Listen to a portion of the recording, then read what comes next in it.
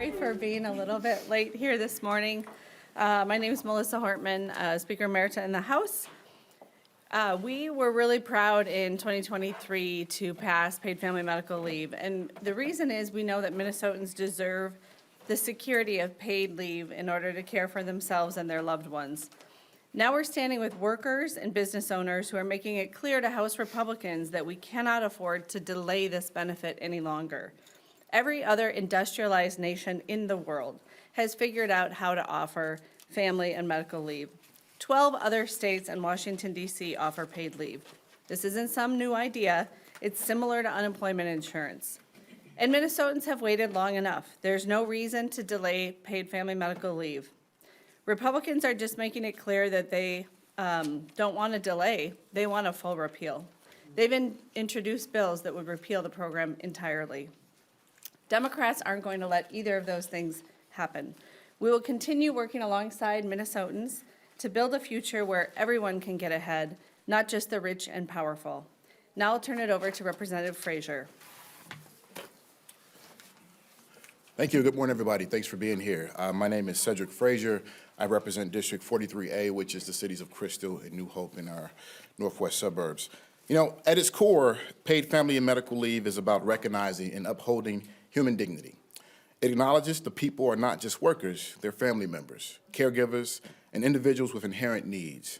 To force someone to choose between their job and caring for a newborn, a dying parent, or their own serious health condition strips them of that fundamental dignity. It denies their right to attend to the most basic human experiences. A paid leave program says, we see you, we value your humanity, we understand that life happens and we'll support you through it. All Minnesotans deserve the freedom to care for themselves and people they love, and they should have to sacrifice food. They shouldn't have to sacrifice food on their plate, health in their body, or a roof over their head to have it. Now, over the past decade, Minnesotans have come to the Capitol and testified at hearings, shared personal stories, and advocated consistently for these protections and a safety net. Despite this overwhelming public support, Republicans continue to ignore their voices in favor of corporate interests that prioritize short-term profit margins over workers' well-being and family stability. Minnesota Democrats have worked collaboratively with communities, small businesses, and stakeholders to build a system that values our complete humanity, not just our economic contributions.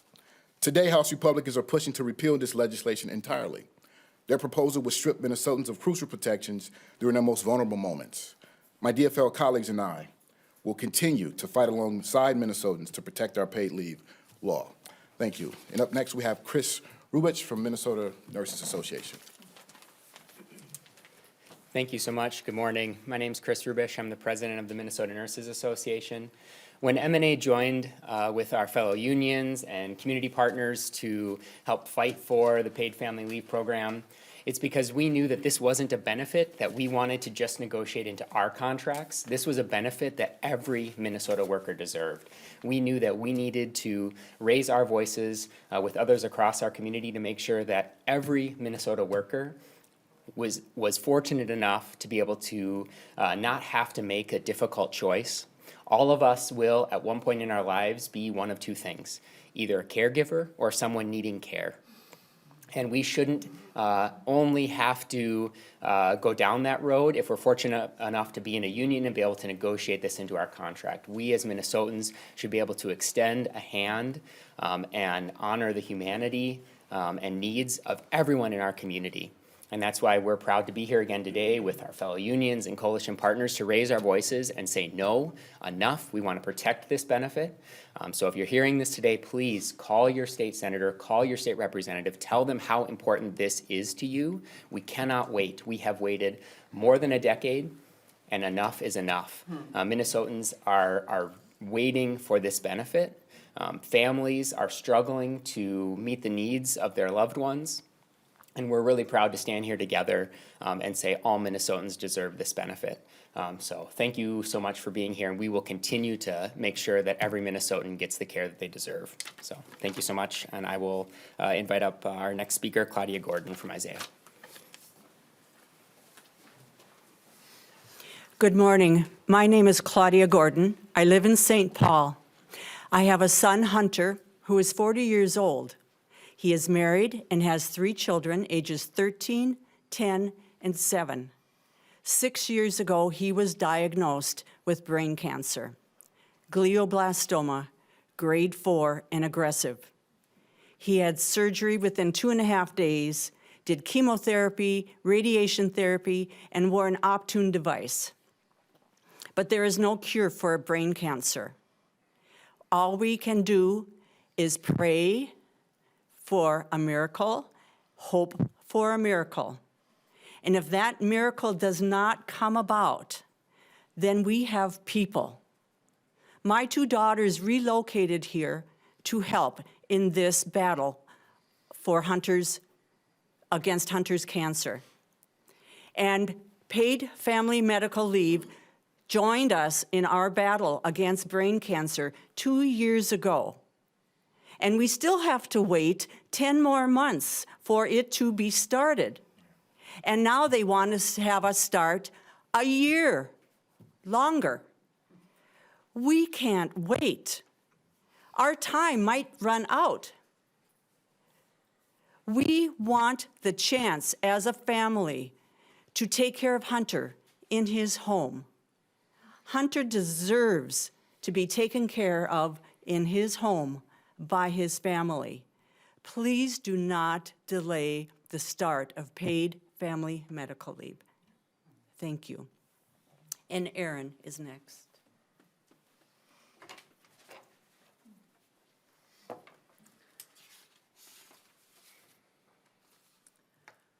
Good morning. My name is Erin Thompson. I'm an English teacher at Egan High School and the mother of a 10-month-old daughter named Judy. I'm here this morning imploring our state leaders to not delay Minnesota paid leave law. This law is crucial for Minnesota's teachers, parents, and children. When I began teaching 7 years ago at 28 years old in Champaign, Illinois, a mentor teacher took me aside and asked if I wanted to have kids. She told me, "Your sick days aren't sick days. You can stay home sick when your kids are grown. Those days are your maternity leave." So I saved my days.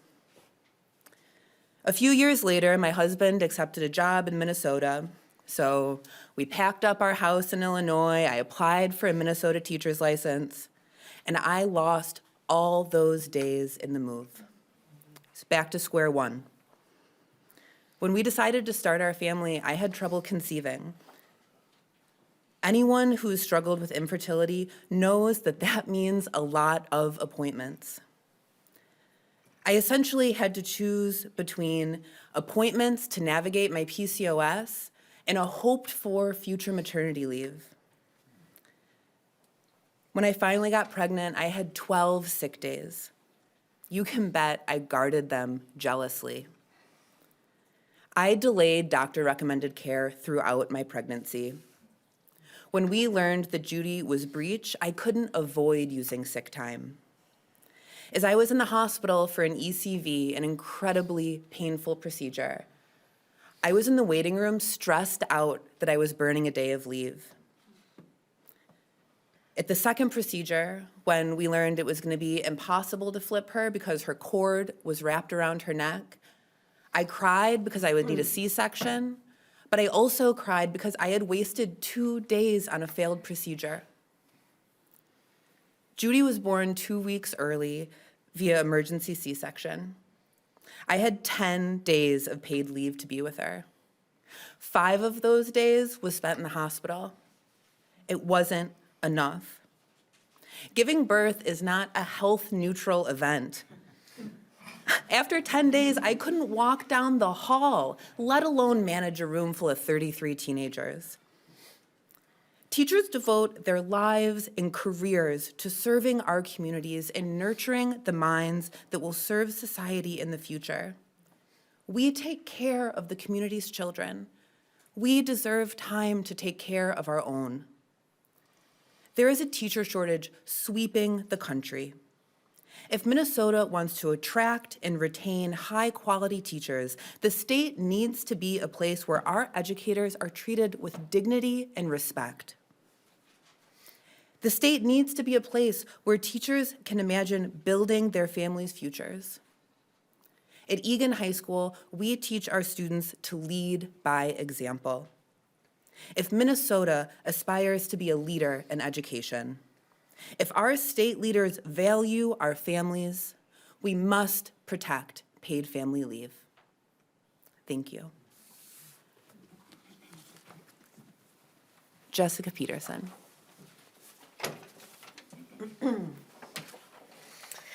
Hi, I'm Jessica Peterson White. I own Content Bookstore and Kids Content in Northfield, and I'm also a Northfield City Councilor.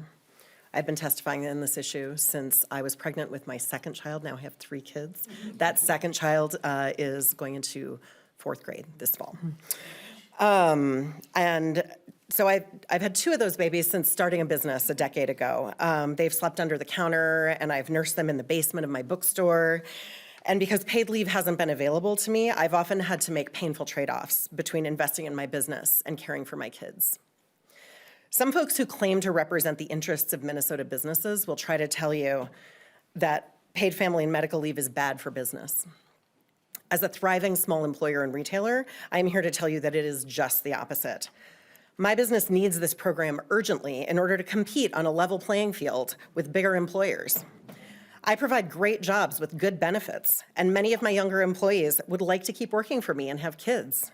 But without a paid family and medical leave program, they're likely to leave us when it's time for them to start a family, because big businesses have a bigger pool and they can provide paid leave. Employers and lobbyists who've claimed this benefit is nothing more than a new expense for business are clearly not quantifying the costs we're already suffering without this kind of coverage. Do they not hire people with children or aging parents? Or do they just expect moms to come to work a couple of weeks after giving birth? I wonder how that's working out for their workforce. I'm happy to invest in paid leave because it will provide stability to my team when we need it.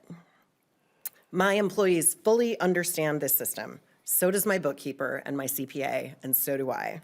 And we are beyond ready to start using it.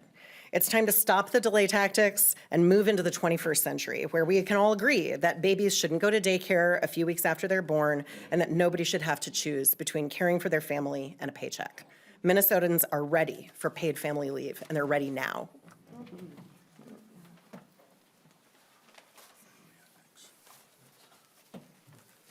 And we have Jessica Peterson White. That was me. Oh, that was you, sorry, Jessica. Jackie Lane. Sorry. Hi, I'm Jackie Lane, and I'm here as a parent and representative of Take Action Minnesota to say parents can't wait. We need to preserve the 2026 launch date of the paid family medical and leave program. The delay as proposed in this bill is unnecessary and harmful to Minnesota families. Over the past 2 years, we have mobilized thousands of parents and caregivers in support of policies that Minnesotans desperately need: paid sick days, paid family medical leave, and affordable childcare. After having my first child, Ren, I took out student loans to survive during the 12 weeks I stayed home with her. When combined with 3 months of lost wages and loan interest, my maternity leave totals at a cost of around $17,000. $17,000 of money I do not have, simply so I can stay home and care for my newborn. At 16 months old, Ren was diagnosed with medical conditions that required 3 surgeries, 3 months in a full body cast, and 3 months of physical therapy 3 times a week, all so she could take her first steps at age 2. My partner traveled for work to support us. And if I had had paid family and medical leave then, I would not have had to be raising my child alone under these conditions. Paid family and medical leave is one of the most meaningful ways that we can support working families in Minnesota. I needed this program back in 2020 as much as it is needed in 2026. Thank you. Senate Majority Leader Erin Murphy. Thank you for sharing your story. I'm really grateful for everybody who shared their story, and it's really lovely to have babies here with us today, a proof point. I am Erin Murphy. I am the Majority Leader in the Minnesota Senate. After a decade's worth of work, the legislature in 2023 passed paid family medical leave to support working families across the state of Minnesota, and we're going to keep it. It's not going away. The Chamber of Commerce, of course, a very well-heeled organization of corporate interests, would like to repeal it, and they've made that very clear. But we're steadfast in our support for this legislation. This week is forecast week, and we are going to get the state's next increment of information before we set the state's budget. We know across the state that people are struggling with health care and long-term care. One of the best things that we did in 2023 was enact paid family medical leave, which allows families to care for their own members, their family members, and keep their jobs, as I was able to do when my mom was dying, thanks to the Minnesota Nurses Association. I will never, ever forget my ability to maintain my obligation to my mom and to my family and keep my job. Last night in St. Paul, we had a very, very unexpectedly crowded town hall meeting at a church on Snelling Avenue. Margaret and Ashley joined us at this town hall with their husbands and their 5 children together. There were 5 little kids who wanted to wait and talk to me at the end of the town hall meeting. Ashley had testified in support of paid family medical leave in 2023 in the State and Local Government Committee, and she came last night to make sure that I was going to fight to keep the program in place, and I promised her that I would. It is important to her family. It's important to families across the state. It's important to workers across the state. It's important to employers across the state, because we shouldn't have to choose between our job and our family. That's why we're going to fight for it. And I'd like to introduce now the Senate author and my colleague, Dr. Senator Elise Mann.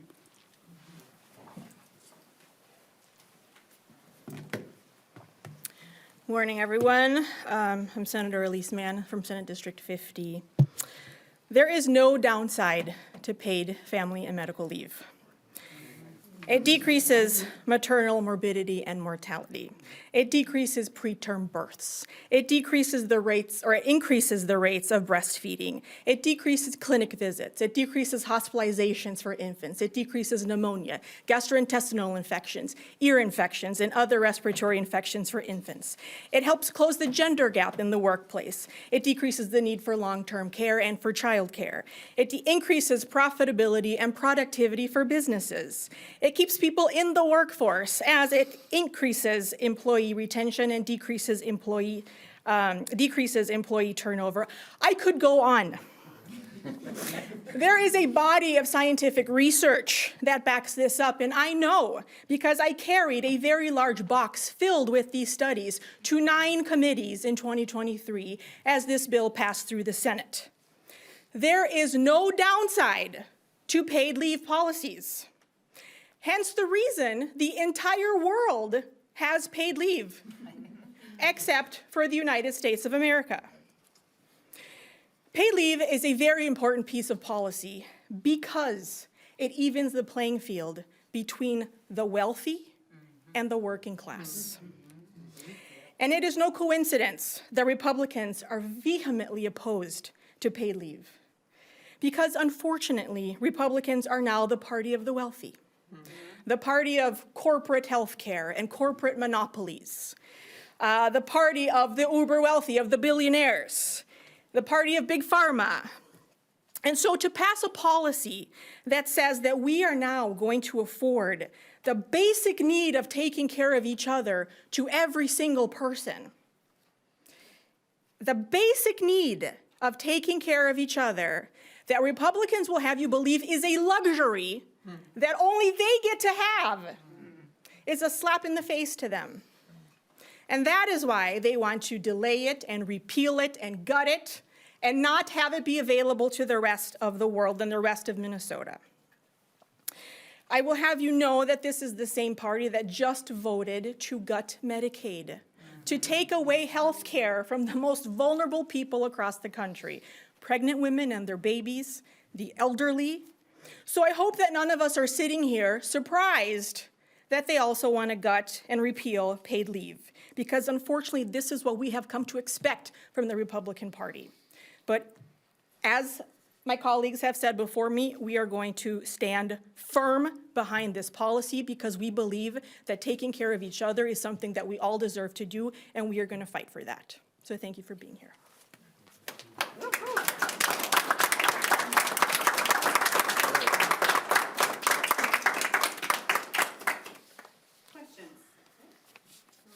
get nerdy here, Senator Mann. Nerdy. Your new rate is 0.88. 0.88, still under the cap, Very much so. but getting closer. Can you react to what that rate came out and whether you think it's gonna capture what's needed to do this program? So that rate is not new. It's not a surprise. That's what the actuarial study said last year. So it's exactly where we thought it was going to be, well under the cap. It's what has been the average around most other states. Again, 0.44% is what people are going to pay, slightly more than a cup of coffee, so that we can stay home and take care of our new babies, take care of our spouses in their last days of life, our parents. Small price to pay so that we can all take care of each other. I thought the actuary was 0.78. No, there was multiple different ones depending on which policy. So the 0.88 was the policy that we chose with the retroactive payment. Are there any changes or tweaks that need to be made to the program before it launches next year? As of this moment, there are no changes and no tweaks. We are ready to go. How do Democrats plan to handle any electoral pressure from this program? So, like, in most states, there have been hiccups in the first weeks that it rolls out. And 2026 is an election year. So how do Democrats plan to handle that if there are hiccups? We have confidence in the department deed that is working on the implementation, and the person who's doing this has done it in other states, and the best way we avoid hiccups is not tweaking or changing the law in this session. Senator Murphy, can you say, you mentioned the forecast. It could get worse on Thursday. Is there any concern that I think it was 670 million that was put into to seed this program so that you can start benefits on January 1st? Are you concerned at all that fund could be threatened as the legislature tries to balance a budget if Thursday kicks our butt? I am looking forward to Thursday and the news that we're going to get, but we have made a strong and firm commitment to paid leave, and that fund is intact and protected. I'd also just like to add that, remember, in the current biennium that we're ending, on June 30th, there's a projected $3.7 billion cash surplus on top of a $3.5 billion reserve account, which is the largest reserve in Minnesota history. In the next biennium, it'll be very interesting to see how the forecast changes here, but we have a projected surplus of $1.5 billion.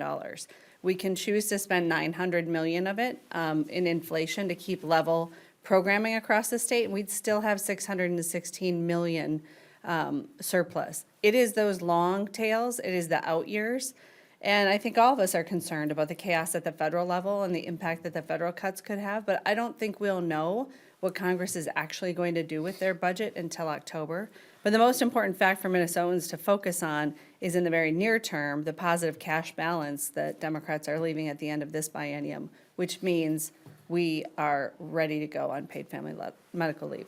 Is it possible to touch those funds that are dedicated to, like, the 680 and then the 128 for administrative costs? Is it possible for the legislature to touch those funds that are dedicated to paid leave? Not with the political alignment that we have. The Senate is not going to touch it, the governor's not going to touch it. And so the Republicans have 1/6 of state power. Democrats in the House are not going to be voting for a bill that delays or reduces paid family medical leave. So there simply aren't the votes to change the program. Speaker Hartman, could you talk more generally about what we're going to see for the next 2 weeks? Because I think it's about 2 weeks until you get, most likely, your tie back.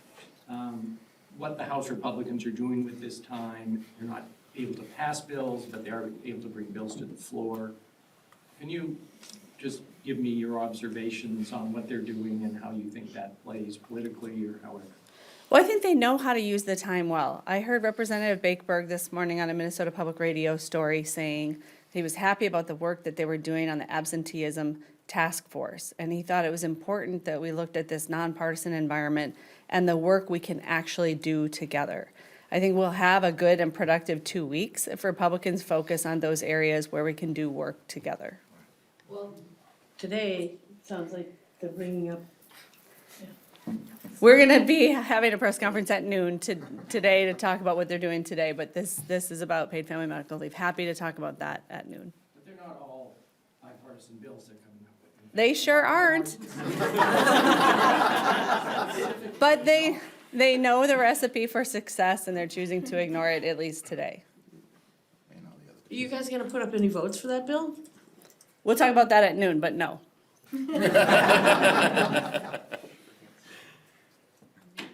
All right. Thank you. Thank you. Thank you.